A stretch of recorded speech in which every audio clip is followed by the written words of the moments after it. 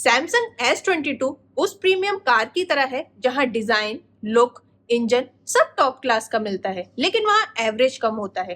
ठीक उसी तरह इस फोन में बैटरी एवरेज भी खासकर आउटडोर में कम ही रहता है। लोग जब एक प्रीमियम कार बाय करते हैं तो उसे एंजॉय अच्छे से करते हैं, उसके एवरेज की तो कंप्लेन ही नहीं करते। लेकिन एक प्रीमियम फोन बाय करके सबसे ज्यादा चिंता उसके एवरेज की ही रहती है। अब एक प्रीमियम कार लेंगे, वो भी छोटे साइज में और एक पावरफुल इंजन के साथ, फिर उसे रोड पे दौड़ाएंगे तो कार तो हीट करेगी ना। सेम इस फोन के साथ भी ऐसा ही है। ये S21 FE S22 जितना प्रीमियम तो नहीं है, लेकिन 30,000 की प्राइस रेंज में ये टॉप 3 में तो आएगा ही। यहाँ भी अच्छा प्रोसेसर है, बिल्ड क्वालिटी अच्छी है, डिस्प्ले भी अच्छी है, लेकिन इस फोन से भी लोगों को एवरेज बैटरी लाइफ और हीटिंग का इश्यू तो है ही। तो इस वीडियो में मैं इसकी बैटरी लाइफ एकदम अच्छी नहीं कर सकती और ना ही हीटिंग इश्यू को एकदम खत्म कर सकती, लेकिन उन्हें थोड़ा कम कैसे कर सकते हैं उसके बारे में बताऊंगी। तो सबसे पहले मैं S22 से शुरुआत करती हूँ। तो मुझे यहाँ इंडोर यूज करने में ना तो बैटरी लाइफ की कोई प्रॉब्लम हुई और ना ही कोई हीटिंग इशू हुआ। लेकिन जब मैंने इसे आउटडोर यूज किया, कुछ फोटोज क्लिक किए, वीडियोस रिकॉर्ड किए, तो ये थोड़ा बहुत हीट हुआ था। लेकिन आउटडोर यूज में ज्यादा देर वीडियो रिकॉर्ड करने में हर कोई फोन हीट होता है, और ये तो छोटे साइज का है तो थोड़ा ज्यादा हीट होता है। बहुत सारे लोग इसकी बैटरी लाइफ को iPhone 13 एंड 14 से कंपेयर करके कम बता रहे हैं, लेकिन वहाँ बहुत सारे डिफरेंसेस हैं जिसकी वजह से इसकी बैटरी लाइफ कम है। तो पहला डिफरेंस है, iPhone 13 एंड 14 के कंपैरिजन में इसकी डिस्प्ले की ब्राइटनेस उनसे ज्यादा है, जो कि बैटरी लाइफ के लिए मैटर करती है। दूसरा पॉइंट है कि यहाँ इसकी रिफ्रेश रेट, इस फोन में 120 हर्ट्ज की रिफ्रेश रेट है, जबकि iPhone 13 एंड 14 में सिर्फ 60 हर्ट्ज की रिफ्रेश रेट है, जो कि किसी भी फोन की बैटरी लाइफ के लिए एक बड़ा फैक्टर होता है। तीसरा डिफरेंस तो इतना बड़ा है कि एप्पल उन्हें सिर्फ अपने प्रो फोन्स में ही देता है। iPhone 13, 14 और 15 में तो वो है ही नहीं, और वो है ऑलवेज ऑन डिस्प्ले। यहाँ ये दो डिफरेंसेस, ऑलवेज ऑन डिस्प्ले और 120 हर्ट्ज की रिफ्रेश रेट, ऐसे हैं कि अगर इन्हें बंद कर दें तो इसकी बैटरी लाइफ ऑटोमेटिक आईफोन की तरह बढ़ जाएगी। उसी तरह से S21 FE की डिस्प्ले कंपटीशन के हिसाब से अच्छी है, डिस्प्ले ब्राइट है, और यहाँ 120 हर्ट्ज बहुत अच्छे से काम करती है। और यहाँ भी लोगों को आईफोन के कंपैरिजन में बैटरी लाइफ कम ही देखने को मिलती है। एक और बात, इनिशियली सैमसंग के फोन हीट होते हैं और बैटरी लाइफ भी कम रहती है, लेकिन थोड़े दिन के यूज के बाद बैटरी लाइफ भी इम्प्रूव होती है और हीटिंग इशू भी नहीं रहता। और ये मेरा अपना खुद का पर्सनल एक्सपीरियंस है। आज इस वीडियो में मैं बताऊंगी कि सेटिंग में क्या क्या चेंज करके हम फोन की बैटरी लाइफ को थोड़ा सेव कर सकते हैं और फोन में हीटिंग इशू भी ज्यादा ना रहे। तो सबसे पहले मैं आपको बताती हूँ कि जब ये फोन लॉन्च हुए थे तब सैमसंग का One UI उतना ज्यादा ऑप्टिमाइज नहीं था, लेकिन पिछले एक साल में सैमसंग ने One UI को इतना ऑप्टिमाइज किया है कि इसकी बैटरी लाइफ भी अच्छी हुई है।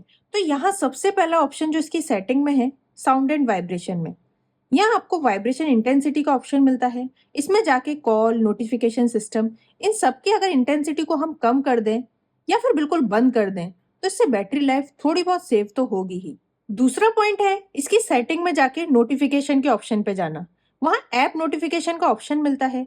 यहाँ हम चाहें तो हम उन एप्स के नोटिफिकेशन को बंद कर सकते हैं जिनकी हमें जरूरत नहीं है, नहीं तो अननेसेसरली सारे ही एप्स के नोटिफिकेशन हमें स्क्रीन पर मिलते रहते हैं, उससे बैटरी लाइफ पर भी बहुत इफेक्ट पड़ता है। नेक्स्ट पॉइंट भी इसके नोटिफिकेशन के ही अंदर है, नोटिफिकेशन पॉपअप स्टाइल में। यहाँ हमको एज लाइटनिंग स्टाइल का ऑप्शन मिलता है। इसे हमेशा हमें नन पर ही रखना है। इसमें और भी ऑप्शन है जैसे बेसिक, वेव, बबल, इन सब ऑप्शंस को ऑन नहीं करना है, क्योंकि इनको ऑन करने से बैटरी लाइफ पर भी इफेक्ट पड़ता है।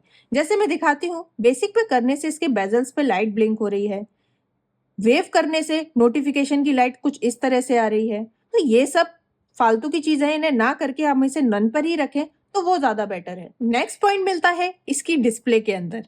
यहाँ हमें लाइट और डार्क दो ऑप्शन मिलते हैं। अगर हम हमेशा ही अपनी डिस्प्ले को डार्क पर रखेंगे तो इसके ओलेड पैनल में लाइट नहीं जलेगी और इससे बैटरी लाइफ भी सेव होगी। वहीं हमें इसमें नेक्स्ट पॉइंट इसी में मिलता है मोशन स्मूथनेस का। यहाँ दो ऑप्शन है, एडेप्टिव 120 हर्ट्ज और स्टैंडर्ड 60 हर्ट्ज।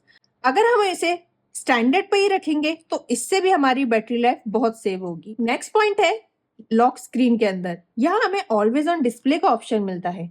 अगर हम इसे ऑफ कर देंगे तो इससे भी हमारी बैटरी लाइफ बहुत सेव होगी, लेकिन अगर इसे ऑन करना चाहते हैं तो यहाँ चार ऑप्शन और मिलते हैं, tap to show, show as schedule and show for new notification. Tap to show करने पर ये तभी ऑन होगा जब हम स्क्रीन पर टैप करेंगे, तो आप चाहो तो इसे भी ऑन कर सकते हो। नेक्स्ट टिप है कि जब भी हम अपने फोन को मोबाइल डेटा पर यूज करते हैं तो इसका वाईफाई हमेशा बंद रखना चाहिए, क्योंकि अगर वाईफाई बंद नहीं रहता है तो ये वाईफाई को हमेशा सर्च करता रहता है और इससे बैटरी लाइफ पर भी बहुत इफेक्ट पड़ता है। नेक्स्ट पॉइंट है सेटिंग में जाकर बैटरी एंड डिवाइस केयर में। तो यहाँ हम उन ऐप्स को बंद कर सकते हैं जिन्हें हम यूज भी नहीं करते और वो बैकग्राउंड में चलते रहते हैं और जिससे बैटरी लाइफ पे बहुत फर्क पड़ता है। जैसे यहाँ ये ट्विटर का ऐप है, यहाँ इसमें हमें ऑप्शन मिलता है put to sleep and put in deep sleep. Sleep करने के बाद भी बैकग्राउंड में ये ओकेजनली चलता रहेगा और अगर हम इसे डीप स्लीप कर देंगे तो ये ना तो बैकग्राउंड में चलेगा और ना ही हमारी बैटरी लाइफ पर इससे कोई इफेक्ट पड़ेगा। तो इस ऑप्शन को करने के बाद भी हम काफी बैटरी बचा सकते हैं। यही बैटरी में एक और ऑप्शन है बैकग्राउंड यूसेज लिमिट्स का। यहाँ हमें ऑप्शन मिलता है put unused apps to sleep. अगर हम इसे ऑन कर देते हैं तो जो एप्स अननेसेसरली बैकग्राउंड में चलती रहती हैं और जिनसे बैटरी लाइफ पे इफेक्ट पड़ता है, तो इसे ऑन करने से वो एप्स भी नहीं चलेंगी और हमारी बैटरी लाइफ भी सेव रहेगी। बैटरी में ही हमें पावर सेविंग का भी ऑप्शन मिलता है। अगर हम इसे ऑन कर देते हैं तो यहाँ 4 ऑप्शन और हैं, वो ऑटोमेटिक ऑफ हो जाते हैं और अगर हम चाहें तो 1 बाय 1 उन्हें ऑफ कर सकते हैं। जैसे सिर्फ always on display turn off करना है, या फिर सीपीयू लिमिट 70% करनी है, या ब्राइटनेस 10% तक डिक्रीज करनी है, या फिर 5G टर्न ऑफ करना है। तो हम इस तरह करके भी अपनी बैटरी लाइफ को सेव कर सकते हैं। यहाँ इसकी सेटिंग में एक और ऑप्शन है, कनेक्शन में जाके सबसे नीचे मोर कनेक्शन सेटिंग का ऑप्शन मिलता है। यहाँ नियर बाय डिवाइस स्कैनिंग का ऑप्शन है, हमें इसे हमेशा ऑफ ही रखना चाहिए, क्योंकि अगर ये ऑन रहेगा तो हमारे आसपास जितनी भी डिवाइस हैं ये उसे स्कैन ही करता रहेगा और इससे भी बैटरी लाइफ पर बहुत इफेक्ट पड़ता है। तो इसे हमेशा ऑफ ही रखना चाहिए। अगर आप अपने फोन को वाईफाई पे यूज करते हैं तो इसकी वाईफाई सेटिंग में भी एक ऑप्शन है इंटेलिजेंट वाईफाई का। यहाँ हमें ऑप्शन मिलता है वाईफाई पावर सेविंग मोड।